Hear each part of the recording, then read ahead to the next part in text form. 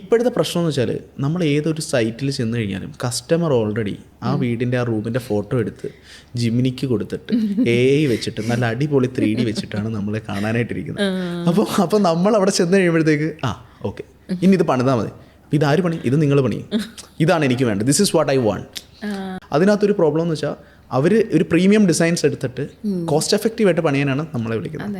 കാരണം ആരും ഇപ്പോൾ വർക്ക് ചെയ്യാൻ തയ്യാറല്ല. പെട്ടെന്ന് തന്നെ കയറി 3Dയിലേക്ക് കയറുക, AI ജനറേറ്റ് ചെയ്യുക. ഒരു ചിലർ പറയും ഞങ്ങൾക്ക് ഇതിൻ്റെ അളവുകളെ പറ്റി ഒന്നും വലിയ ധാരണയില്ല, പക്ഷേ ഞങ്ങൾ ഇങ്ങനൊരു ഓപ്ഷൻ വെച്ചതാണ്. ബേസിക്കലി 3Dയിൽ കാണുന്ന സാധനം ഓൺ സൈറ്റ് എക്സിക്യൂട്ട് ചെയ്യുമ്പം ഓൺ സൈറ്റിലുള്ള 3D അല്ലെങ്കിൽ അതിൻ്റെ മോഡൽ അനുസരിച്ചിട്ട് വേണം നമ്മളത് ഡിസൈൻ ചെയ്തെടുക്കാൻ വേണ്ടിയിട്ട്.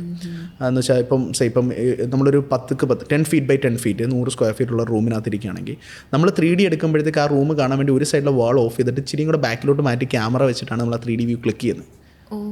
പക്ഷേ നമ്മൾ റൂമിനകത്ത് വന്നിട്ട് നോക്കുമ്പോൾ ഇതല്ലല്ലോ 3D കണ്ടപ്പോൾ ഈ പ്രപ്പോർഷൻ അല്ലല്ലോ, ഈ വലിപ്പം അല്ലല്ലോ, ഈ സ്കെയിൽ അല്ലല്ലോ എന്ന് പറയും. ഇപ്പോൾ ചിലരെ നമ്മൾ പറയത്തില്ല ഫോട്ടോയിൽ കണ്ട സമയത്തേക്കുള്ള ഹൈറ്റ് അല്ല, അടുത്ത് വന്നപ്പോഴാണ് നമുക്ക് ആ ഒരു പ്രശ്നം ഓട്ടോമാറ്റിക്കലി ഇതിനകത്തും കൺസ്ട്രക്ഷനകത്തും വരാറുണ്ട്.